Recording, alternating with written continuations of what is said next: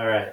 So, according to CNN Business, the UFC was launched in 1993 and bought out by two casino operators for $2 million. Now, in recent years, they were able to sell the company for $4 billion. Although the UFC had to overcome some obstacles in the early days, they were able to fight through it and come on top as the biggest MMA organization in the world.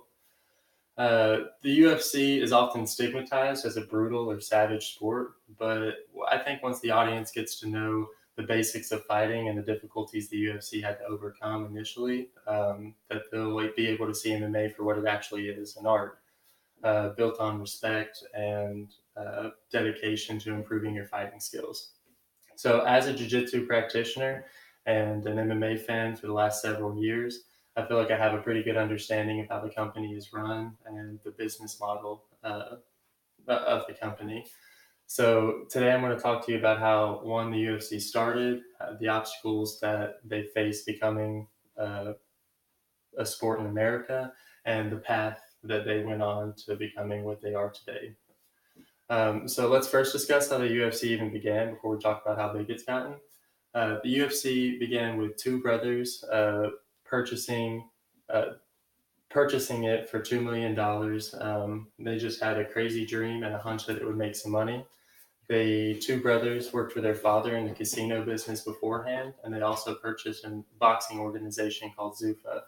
Now, because of their interest in fighting already, they decided to purchase the UFC and bring some of the management from the Zuffa boxing organization, such as Dana White, and make him the president of the UFC.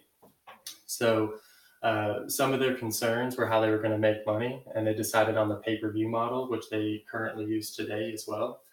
Um, there wasn't much success in MMA in America yet, but there was an organization called Pride in Japan that was really picking up steam. So they saw this as an opportunity to invest in a good business.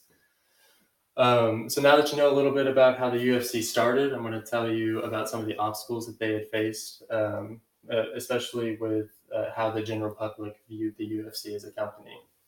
So, according to MMAfighting.com, the majority of the UFC's success was a result of luck. Whether good or bad, the problems that they had faced were unforeseen and impossible to predict.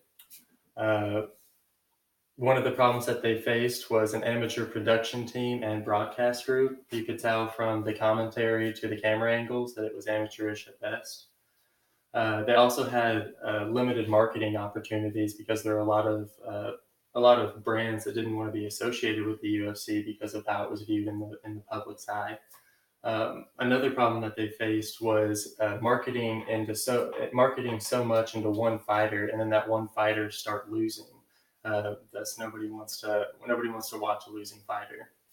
So once they had gotten past their initial problems, they started down a path of extreme success.